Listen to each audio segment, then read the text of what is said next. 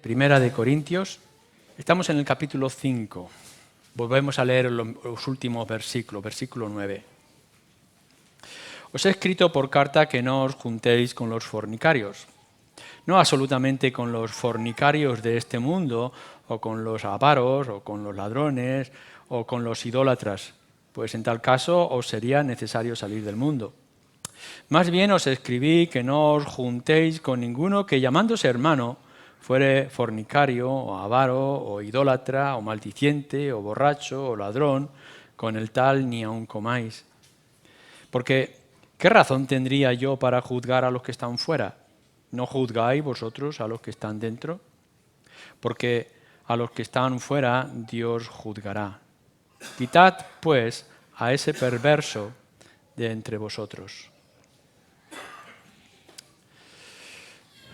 El sacerdote en el Antiguo Testamento, el sumo sacerdote, a la hora de entrar en el lugar santísimo, debería ir con sus ropas de sacerdote y en ellas debería de estar escrito de una manera muy clara santidad a Yahvé o santidad a Jehová.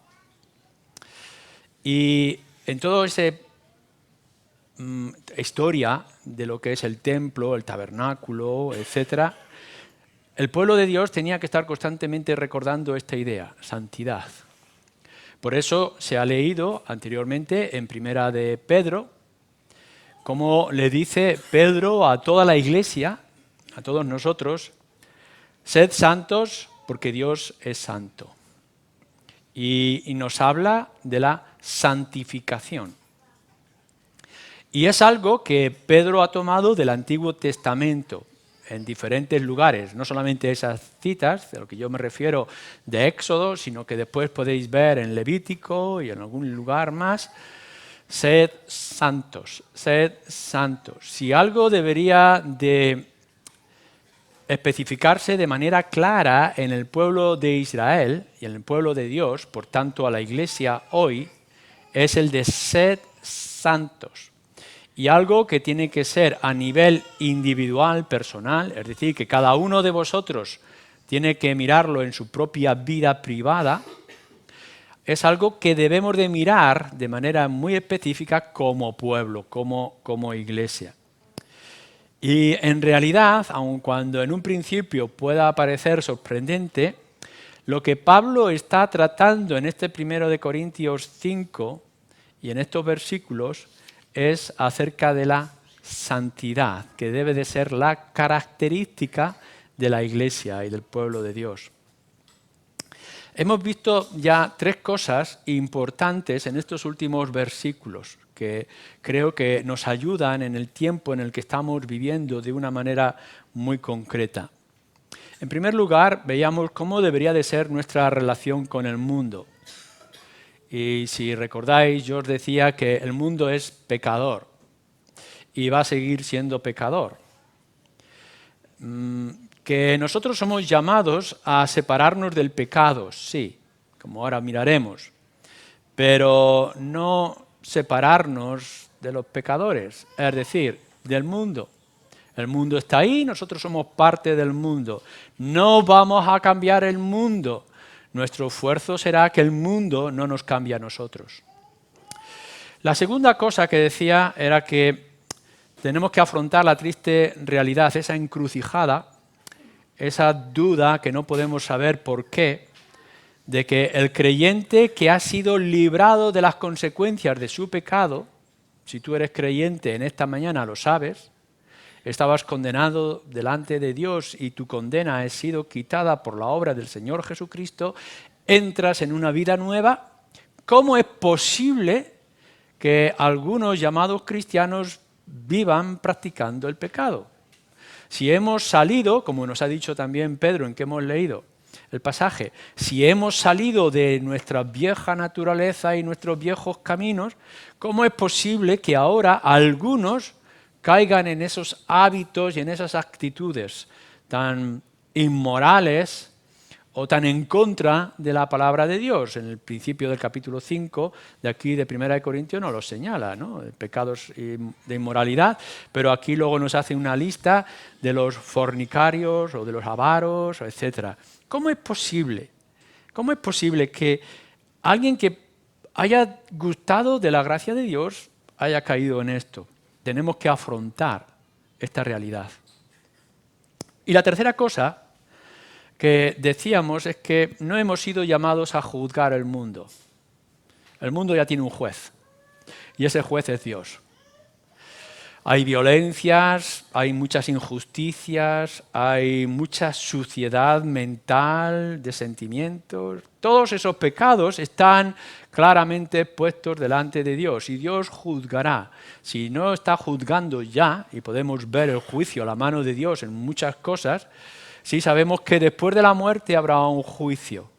Y allí todos los pecados del ser humano, de la humanidad, estarán expuestos. Nosotros no somos llamados a ser jueces, sino que tenemos a nuestro Dios que juzgará a su tiempo y a su forma. No tenemos por qué castigar al mundo de su pecado.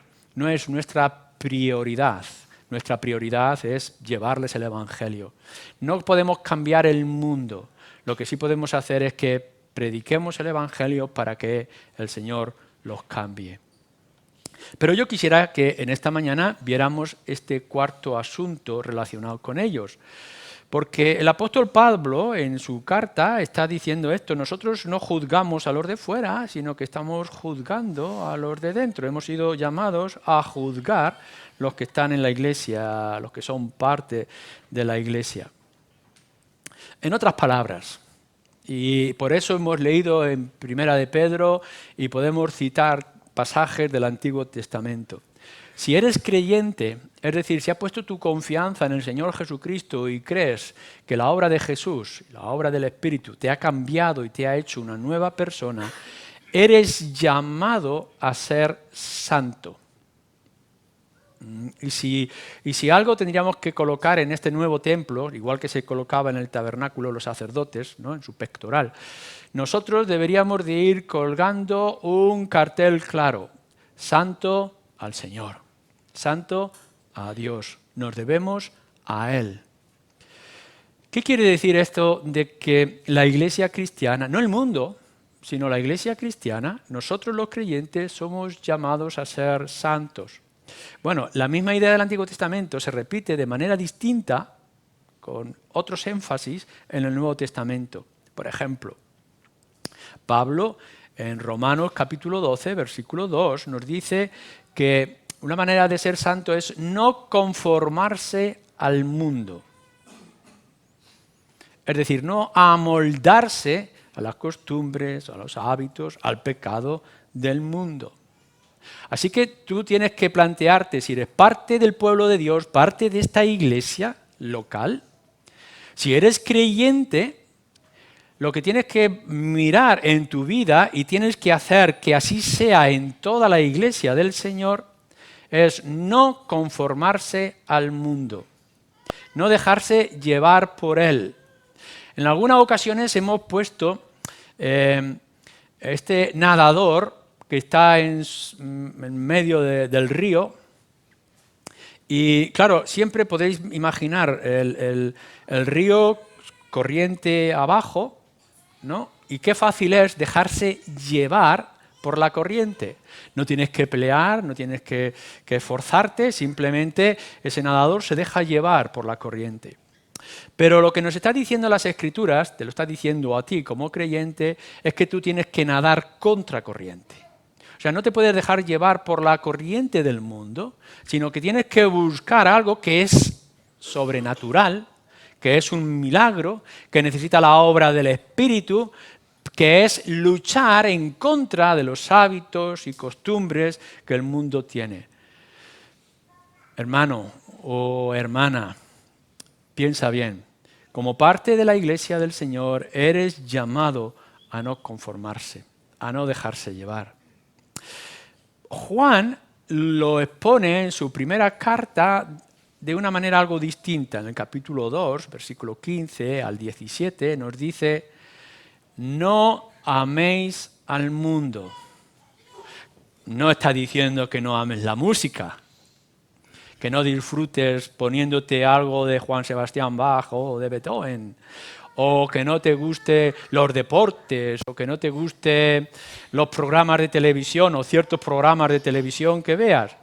Lo que está hablando es que no ames lo que el mundo ama en sus placeres o en su hedonismo o en sus filosofías que te alejan de Dios. No ames al mundo.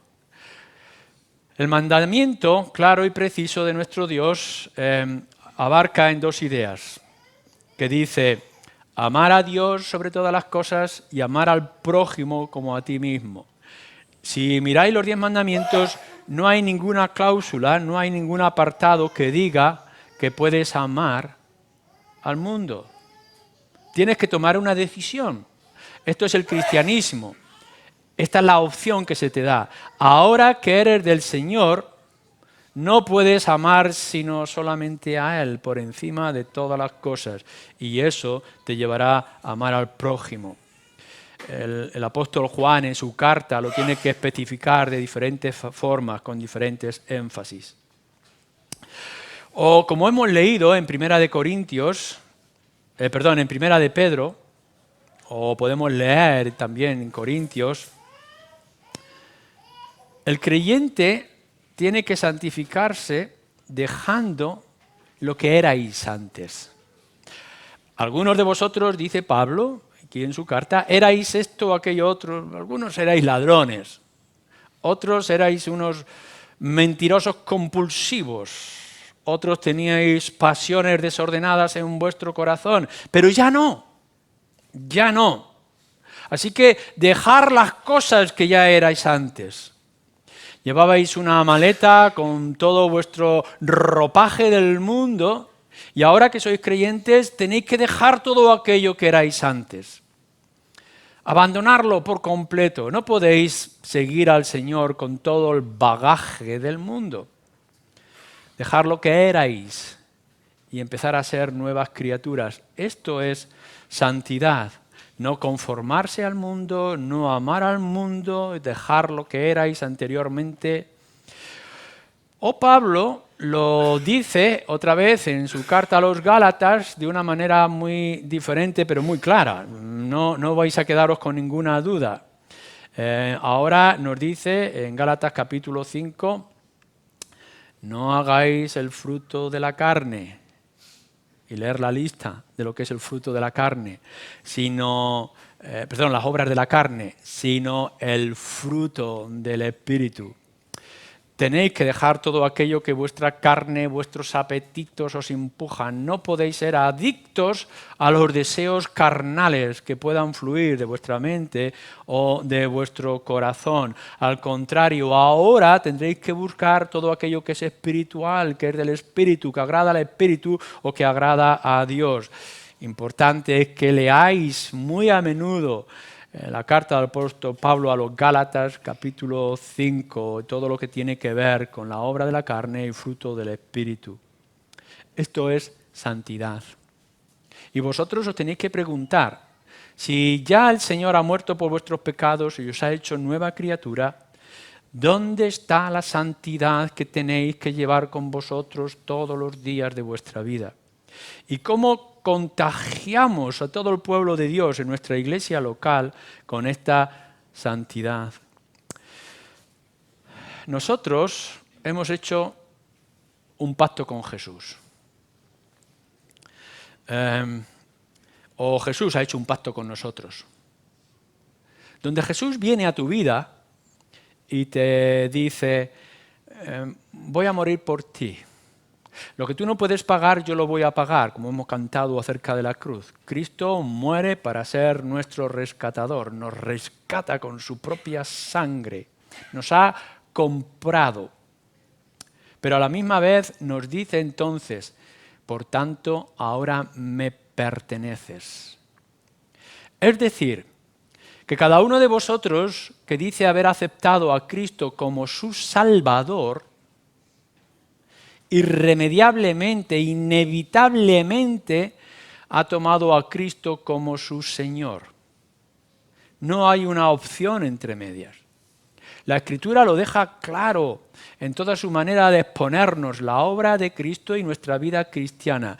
No has hecho nada para la salvación de tu alma. Cristo lo ha hecho todo, pero ahora todo lo que eres y todo lo que tienes le pertenece a Él. Si alguno de vosotros en esta mañana tiene el atrevimiento de poder decir, Cristo es mi Salvador, pero no acepta con la misma fuerza y el mismo gozo, Cristo es mi Señor, no ha entendido el Evangelio y no ha entendido la Escritura, no ha entendido lo que es la santidad y la nueva vida en el Señor Jesucristo.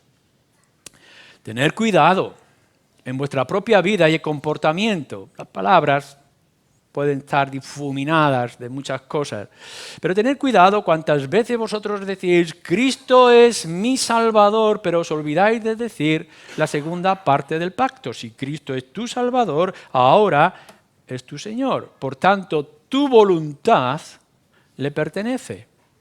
Ya no eres tú, sino Cristo que mora en ti. Ya no es tu vida antigua, sino tu nueva vida que es en el Señor Jesucristo.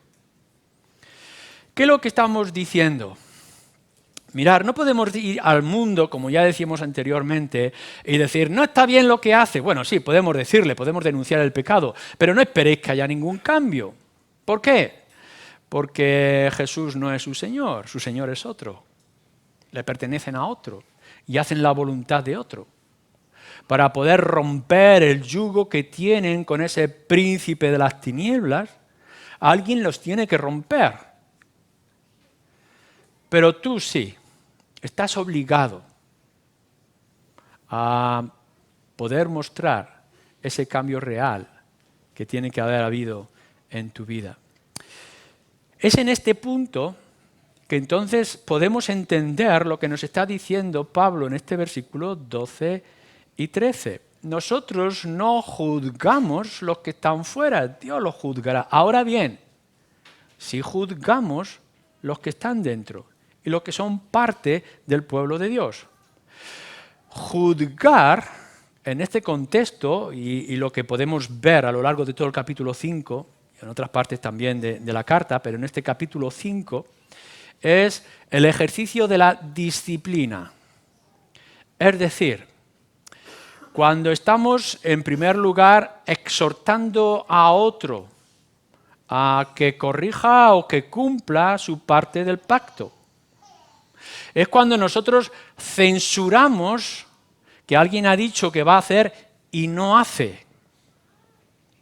Y que obligadamente nos lleva, a veces, una necesidad dolorosa, como dice el versículo 13, a quitar del medio de nosotros.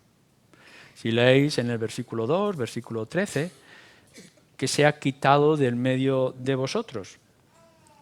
No podéis quitar a los pecadores del mundo, son pecadores, está en su naturaleza, ese es su destino, Dios los juzgará. Pero tú que has dicho que Cristo es tu Salvador, que confiesas que Él ha muerto por tus pecados porque quieres alcanzar la vida eterna, ahora has entrado en un pacto por el cual estás obligado a honrar, glorificar, es decir, santificar tu ser entero para la causa o para el nombre de nuestro Señor. Y si no lo haces, estás dañando tu promesa o tu pacto, tu relación con el Señor.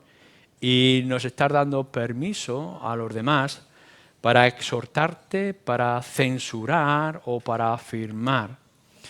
El apóstol Pablo en el versículo 5 tiene un lenguaje muy fuerte cuando dice de entregar a Satanás. Creo que no hay ninguno aquí que esté obligado a seguir al Señor. En todo caso, algún joven está obligado porque si vienen sus padres tiene que venir a estar en la reunión, aunque no les guste lo que está predicando. Los niños en la escuela dominical puede ser que estén de alguna manera obligados a venir a la iglesia. Pero tú no estás obligado a seguir al Señor. Si no quieres, ve a tu propio lugar. Lo que estamos diciendo es que si realmente has aceptado a Cristo como el Señor de tu vida, el Señor de tu alma, estás obligado a obedecerle. Y si no cumple la parte del pacto, te tendremos que decir que no eres parte de esto. Cualquiera de vosotros ha participado en alguna asociación, en algún grupo, donde hay unos estatutos y hay unas normas. A veces son muy básicas y otras veces son muy complicadas. Has entrado a tener un pacto con el banco, con tu hipoteca o el préstamo que has pedido o cualquier otra relación con alguien donde hay unas normas. Y si no las cumples, se te llamará la atención o se te pondrá una multa, si es del Estado, o se te pondrá una falta, si es con el banco, se subirá tus intereses que tengas que pagar o se te denunciará para que seas juzgado.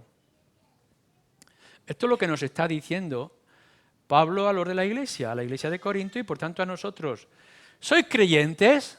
¿Habéis venido a estar bajo la sombra de la cruz y del Evangelio? Por tanto, os tendréis que dejar llevar por ese Evangelio y no dejarte llevar por las corrientes del mundo.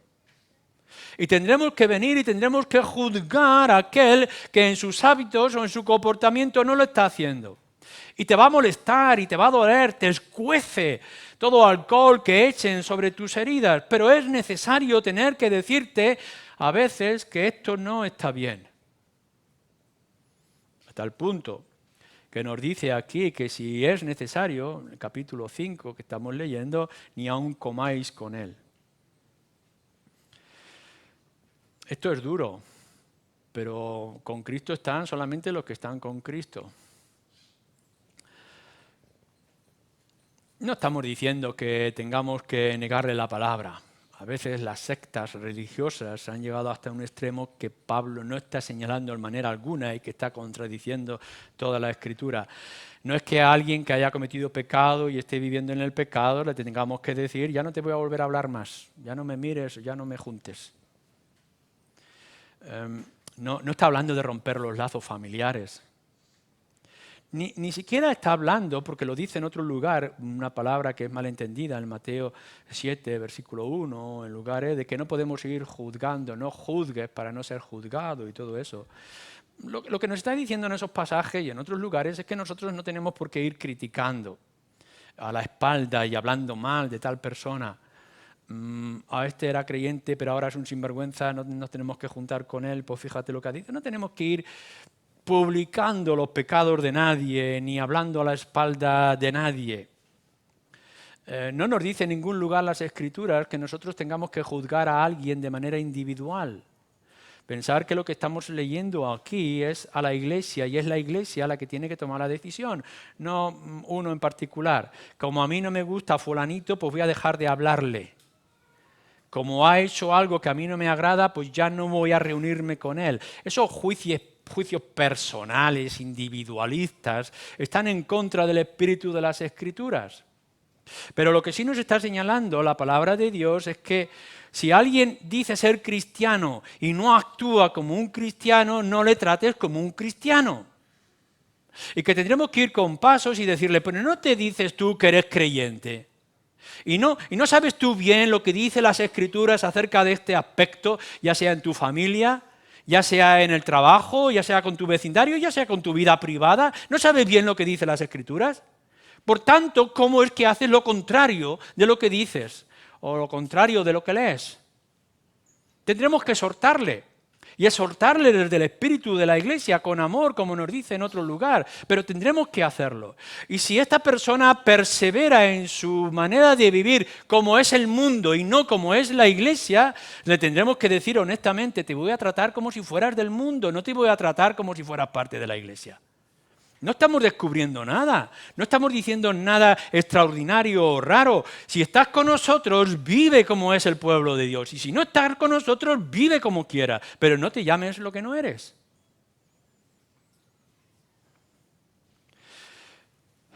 Creo que estamos en una sociedad y en esto que se llama cristiandad, lo digo con comillas, de los muchos que se llaman cristianos pero que realmente no son cristianos.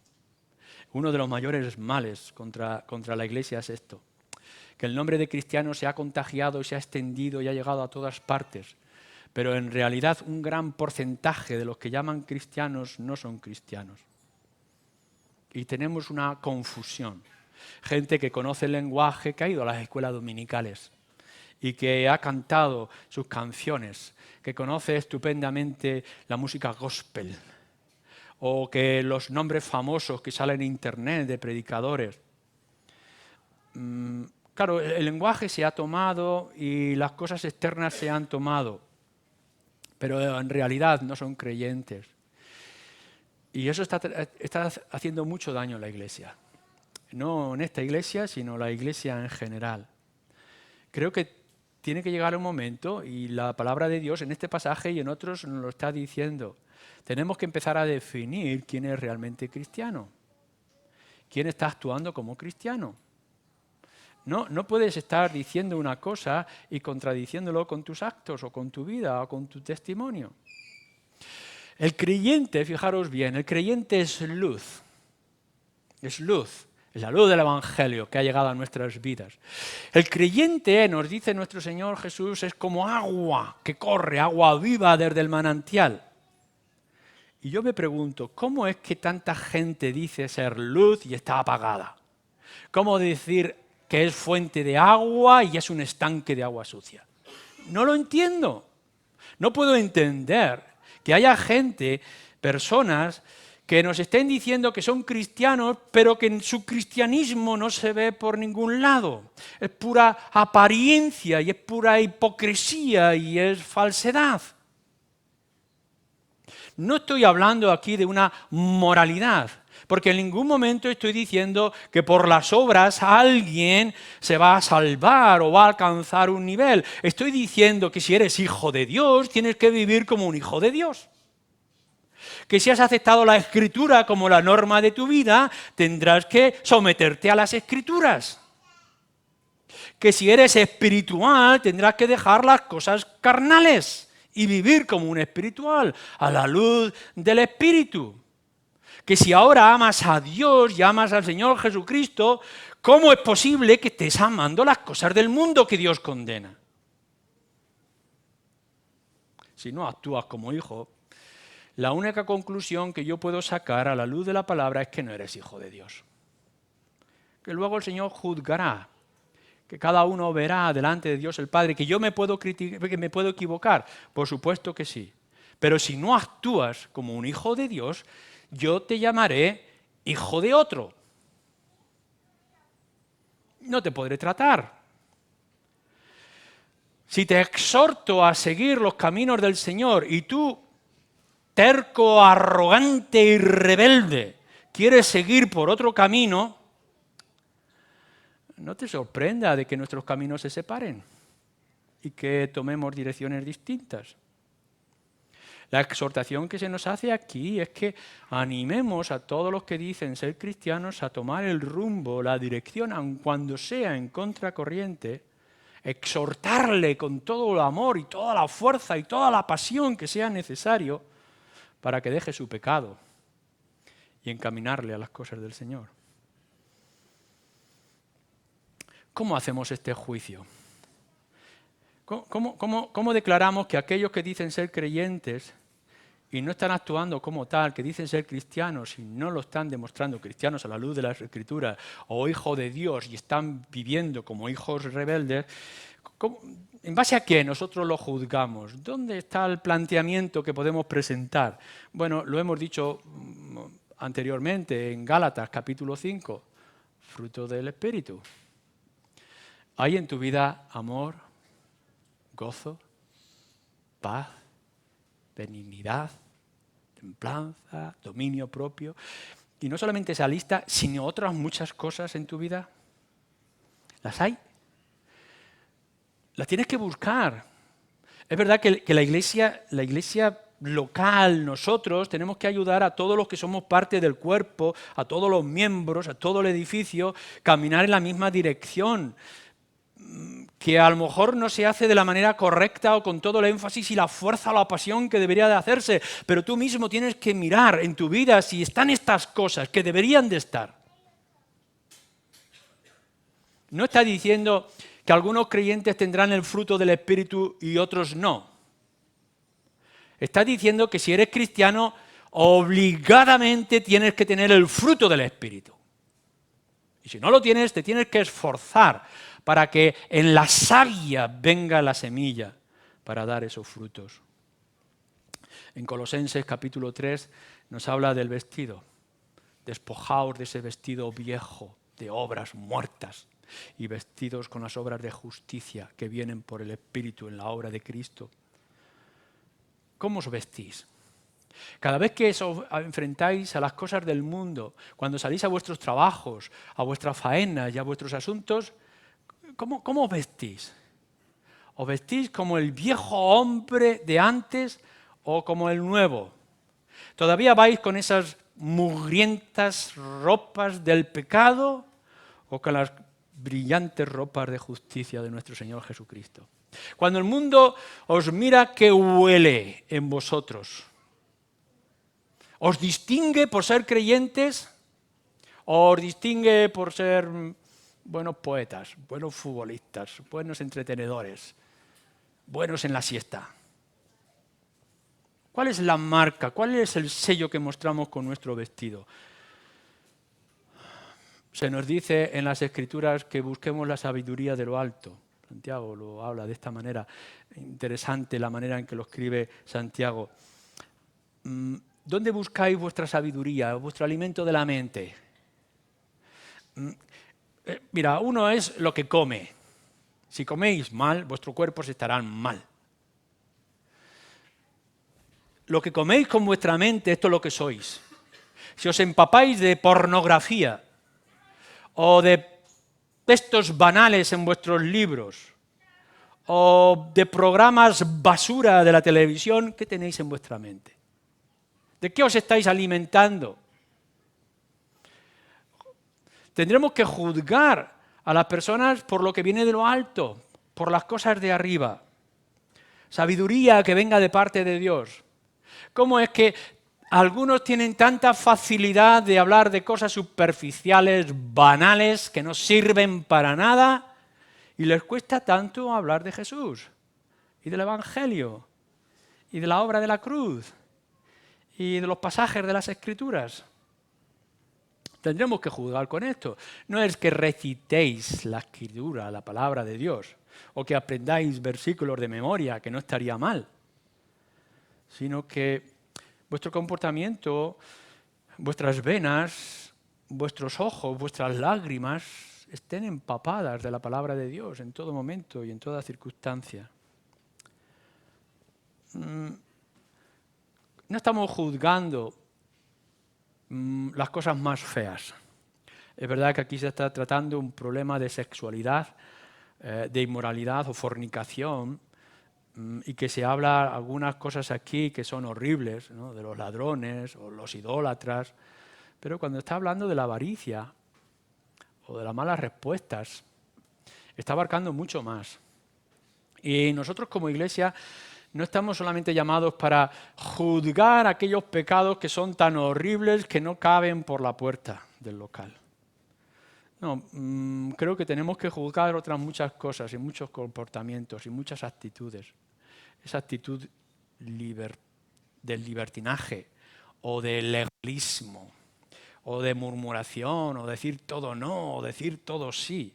Esa frialdad de corazón, esa falta de compromiso, esa dejadez constante, es algo que debe de ser censurado aun cuando no te guste.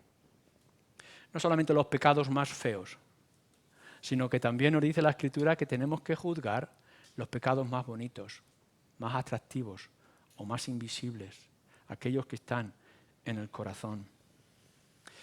Pero déjame que termine con algo muy importante, que nos dice también las Escrituras, y que lo tenemos que marcar en este contexto también. Sí, hemos sido llamados a juzgar a los que están dentro de la iglesia y juzgar los creyentes y juzgarnos los unos a los otros y traer los textos de la Biblia que nos dicen cómo los creyentes deben de comportarse y cómo deben de vivir, y tenemos que animarnos unos a otros a seguir este camino, a esforzarnos a ser verdaderos hijos de Dios en todo nuestro comportamiento, a ser la luz que demanda las Escrituras que seamos la luz. Pero antes de todas esas cosas, mírate a ti mismo y júzgate a ti mismo.